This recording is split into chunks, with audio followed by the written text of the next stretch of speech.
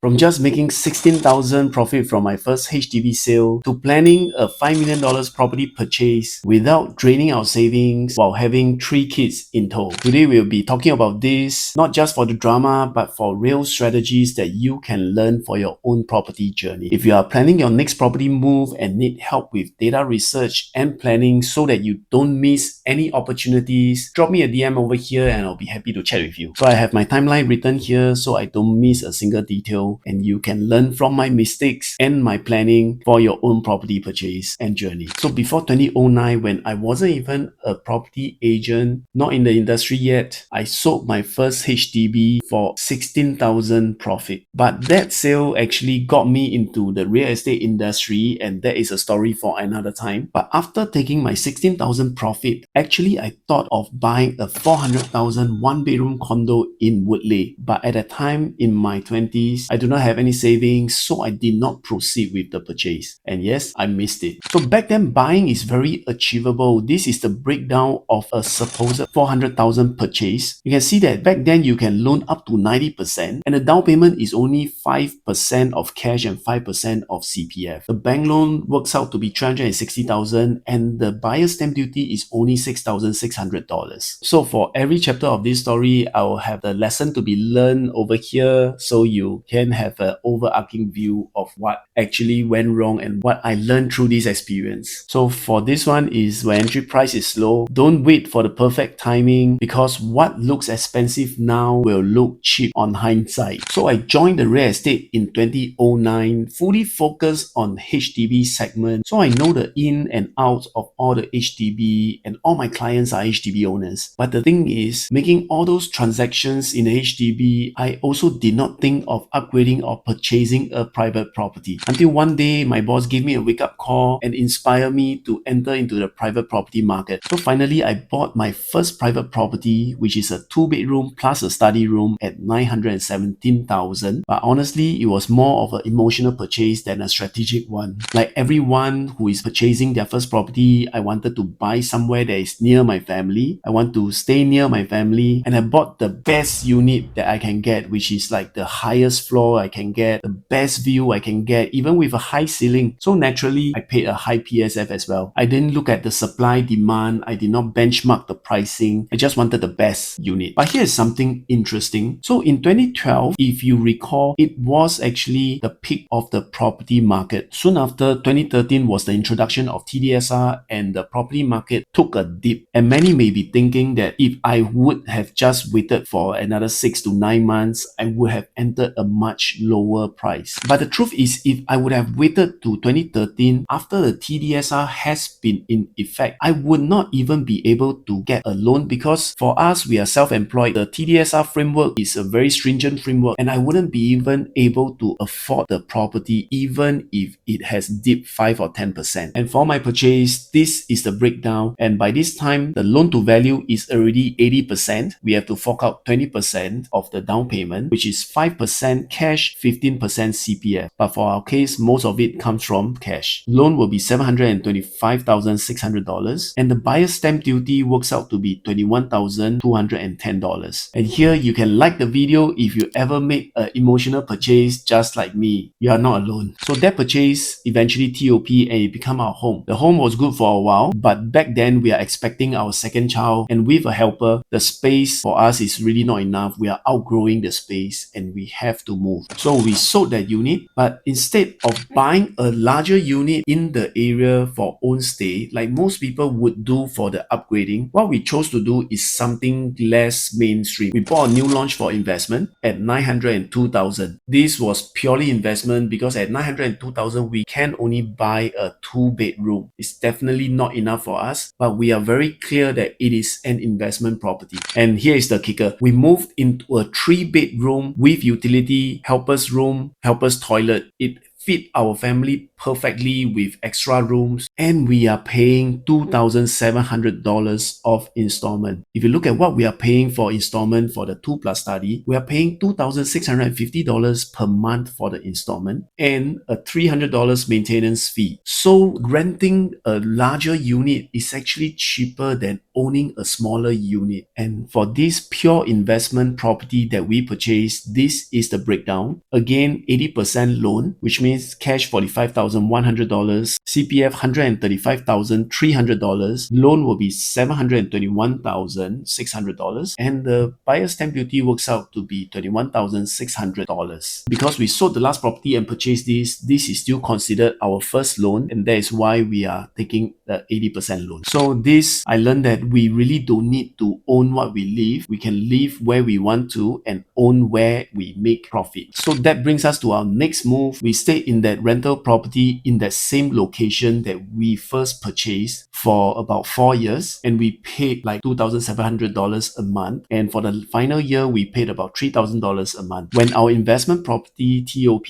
we sold it for more than 30% profit, and we rolled into a 4-bedroom condo at only 1.6 million. So no cash injection, purely just capital recycling. But even with a 4-bedroom, we did not move in. We went on to rent where we want to stay again, because this time we have 3 children and my oldest son is almost due for primary 1 registration. So we decided to move near the desired primary school and rent out that 4-bedroom unit. So that 4-bedroom unit rental actually covers our rental in this present location. And yes, now being a landlord, there is some downsides of being a landlord. And if you have not seen this video that I recount my experience of being a landlord and what it actually cost you to be a landlord, you can go on and hit that link and watch that video, or stick around, and my story is just about to get better. So financing for this 4-bedroom now is 75%. So 25% down payment, which means 80,000 cash. CPF will be 320,000, a loan of 1.2 million, and the buyer's stamp duty works out to be $44,600. Again, the lesson here is you do not need to stay at your purchase. Your stage of life determines your living needs. So now we are here. SSD is clearing soon. We are definitely planning our next leap, which we are looking at about a $4 to $5 million